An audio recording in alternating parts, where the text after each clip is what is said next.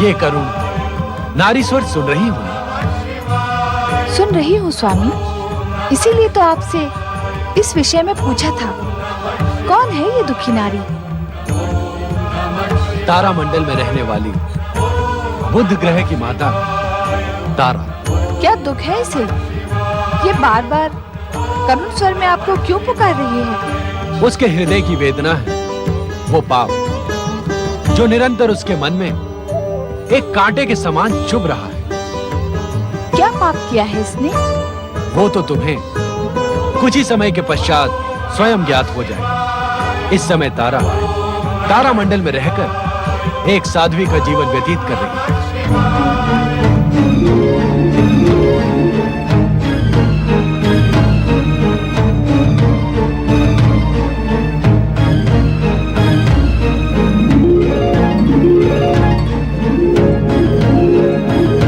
स्वामी, स्वामी, अचानक आपके मस्तक से चंद्रदेव अदृश्य क्यों हो गए? उत्तर दे स्वामी। चंद्रदेव ने पहले तो कभी ऐसा नहीं किया था, आज उन्हें क्या हुआ? सब कुछ अभी ज्ञात करने की इच्छुक हो। यदि तुम अपनी दिव्य दृष्टि का उपयोग करोगी तो तुम्हें ज्ञात हो जाएगा कि तारा के पाप का अपराधी चंद्र है। तारा के पाप के अपराधी चंद्रदेव? हाँ, हमारे कोप के भय से चंद्रदेव यहाँ से अदृश्य होकर चंद्रबिंब में जा चुके हैं। चंद्रशेखर शिव अब क्या चंद्र के बिना रहेंगे? नहीं, चंद्रदेव हमारे मस्तक से अधिक समय तक दूर नहीं रह सकते। उन्हें अपने स्थान पर लौटने के लिए विवश होना होगा।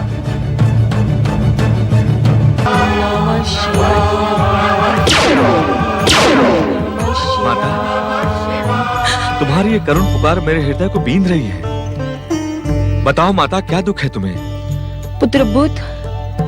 हाँ माता, बताओ मुझे, तुम्हारा ये दुख दूर करने के लिए मैं क्या कर सकता हूँ?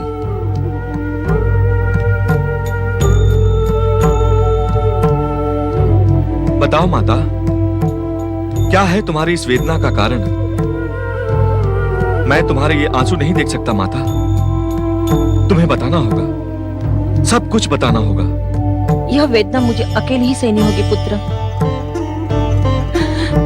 मैंने जो अक्षम्य अपराध किया है उसका परिणाम मुझे अकेले भुगतना होगा।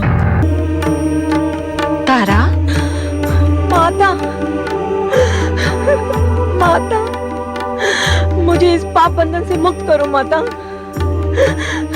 मैं ये यातना अब और सहन नहीं कर सकती।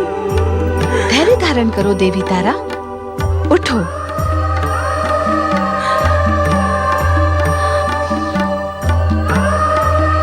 हम दोनों तुम्हारा दुख दूर करने के लिए ही यहाँ प्रकट हुए हैं। बताओ, तुम्हें किस बात का दुख है? भगवान भोलेनाथ से कुछ भी छुपा नहीं है माता। मैंने अपने पति के विरुद्ध ऐसा घोर पाप किया है जिसका कोई प्रायश्चित नहीं है। यही पाप मेरे हृदय में कांटे के समान मुझे बार बार पीड़ित करता रहता है।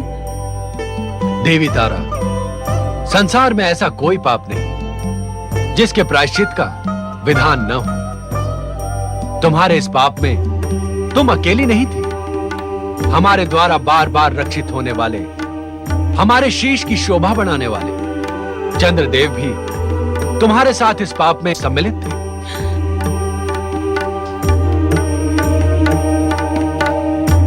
प्रणाम। परंतु इससे मेरा अपराध कम नहीं हो जाता प्रभु शिव शंकर। तारा, पहले हमें विस्तार से बताओ, तुम जिस पाप से इतनी पीड़ित हो रही हो उसका प्रारंभ कैसे हुआ?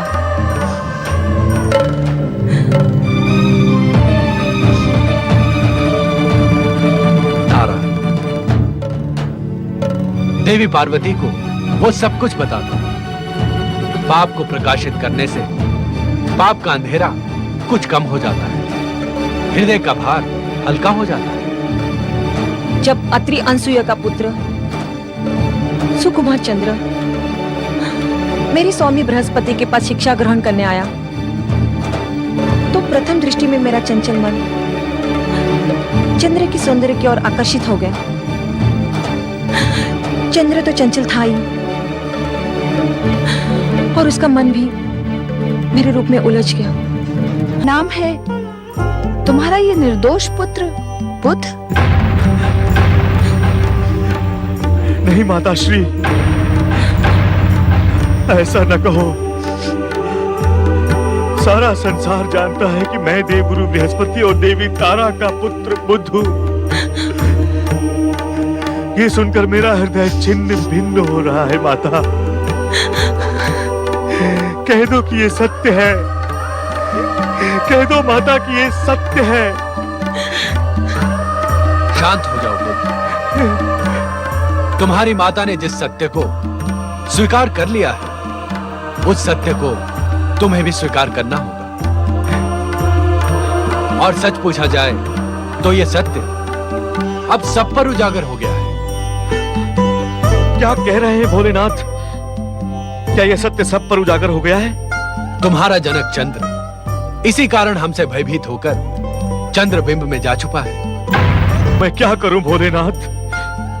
आज जो पीड़ित सत्य मेरे सामने आया है, क्या उसके अनुताप से मैं अपनी माता के समान व्याकुल रहूंगा? मुझे इस व्याकुलता से मुक्ति दिलाएं भोलेनाथ। धन्य है देवगुरु बृहस्पति, जिन्होंने सब कुछ जानते हुए भी चंद्र और तारा को श्राप नहीं दिया।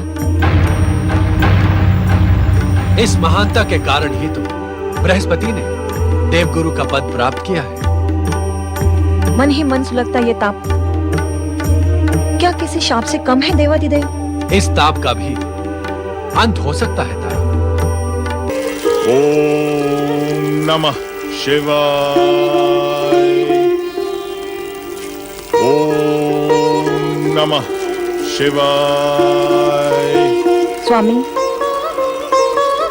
ओम नमः शिवाय। तारा, तुम यहाँ? प्रणाम देवगुरु जी। देवगुरु बृहस्पति जी, मैं आपकी कृपा दृष्टि का आकांक्षी होकर यहाँ आया हूँ। मुझे आशीर्वाद दीजिए। तुम ही ग्रहों के युवराज चंद्रपुत्र बुध हो ना? मैं चंद्रपुत्र अवश्य हूँ, परंतु मेरे धर्मपिता आप हैं। नहीं नहीं नहीं नहीं, कदापि नहीं। तुम संसार में चंद्रपुत्र बुध के रूप में ही विख्यात हो और रहोगे। स्वामी, माता पार्वती ने कहा है आप विशाल हृदय है। मेरा वह अक्षम्य अपराध आप अवश्य क्षमा कर देंगे और मेरे पुत्र बुध को स्नेह में आशीर्वाद प्रदान करेंगे। मैं जानती हूँ आपको स्वामी कहने का अधिकार मैं खो बैठी हूँ, किंतु यह भी जानती हूँ कि आप महान हैं और आपकी महानता ने ही मेरा अपराध क्षमा करके मुझे शापित होने से बचा लिया। तारा, मेरा तुम्हारा संबंध उसी दिन समाप्त हो गया था जिस दिन तुम चंद्र के मिथ्या मोह माया में फंस गई थी। उस दिन से तुम्हारा अस्तित्व मेरे लिए निरर्थक हो गया है। पिता, आप मुझे आदेश दें। माता के पाप की मुक्ति के लिए मुझे क्या करना होगा? जब तक आप मुझे आदेश नहीं देंगे, मैं आपके चरण छोड़ूंगा नहीं धर्मपिता। मैं आपके चरण छोड़ूंगा नहीं धर्मपिता, नहीं छोड़ूंगा। मैं देवगुरु हूं बुध। एक ग्रह होने के नाते तुम मेरे लिए किसी अन्य देवता के समान ही हो। मुझ पर करुणा करें धर्मपिता। पुत्र नहीं तो धर्मपुत्र कहकर पुकारें। आपका ये उपकार मैं जीवन भर नहीं भूलूंगा धर्मपिता। धर्म संस्कृति का यह नियम है कि जो व्यक्ति एक बार गुरु के चरण पकड़ लेता है, गुरु उसके सामने विवश हो जाता है। तुम्हारी सच्ची भावना और मातृभक्ति देखकर मैं भी विवश हो गया। मुझे अपराध मुक्ति का उपाय बताएं गुरुवर। मेरे चरण छोड़ो और भगवान शिव के चरणों का ध्यान करके सच्चे मन से प्रायश्चित का संकल्प करो। आप जो भी प्रायश्चित कहेंगे मैं उसे पूरा करने का संकल्प करता हूँ। माता की पाप मुक्ति के लिए तुम्हें पृथ्वीलोक जाना होगा। पृथ्वीलोक? हाँ, वहां एक तपस्वी के रूप में तुम्हें शिव आराधना करनी होगी। उसके लिए मैं प्रस्तुत हूँ देवगुरु। तुम्हें एक तपस्वी के रूप में तब तक पृथ्वीलोक पर रहना पड़ेगा जब तक तुम एक महान पुत्र के पिता नहीं बन जाते। एक ऐसा पुत्र जो अपने श्रेष्ठ कार्यों से अपने पिता और माता के कलंक को नष्ट कर दे। एक तपस्वी रहते हुए मैं पुत्र का पिता बनूं, ये विचित्र बात कैसे संभव होगी गुरुवर? शिव लीला भी अति विचित्र होती है पुत्र। शिव लीला ने ही तुम्हें यहां आने पर और मुझे दिव्य दृष्टि से देखने के लिए प्रेरित किया है। आपने दिव्य दृष्टि से क्या देखा?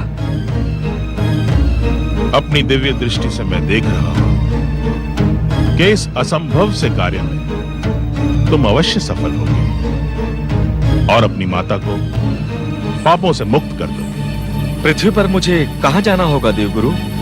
महाराज मनु के पुत्र इक्ष्वाकु वंशी महाराज इल के पास जाकर उनसे तपस्या करने के लिए काम्यक वन में तपोभूमि की याचना करो। काम्यक वन?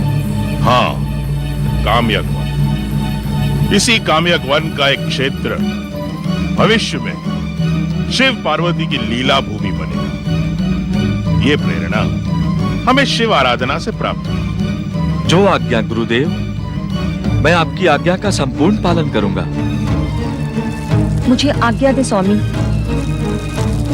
जब तक मेरा पुत्र बुद्ध आपके आदेशानुसार प्रायश्चित में सफल नहीं होता, मैं इसकी सफलता के लिए भगवान शिव से प्रार्थना करती रहूंगी। हम भी बुद्ध की सफलता के लिए भगवान भोलेनाथ से प्रार्थना करें। तुम्हारा कल्याण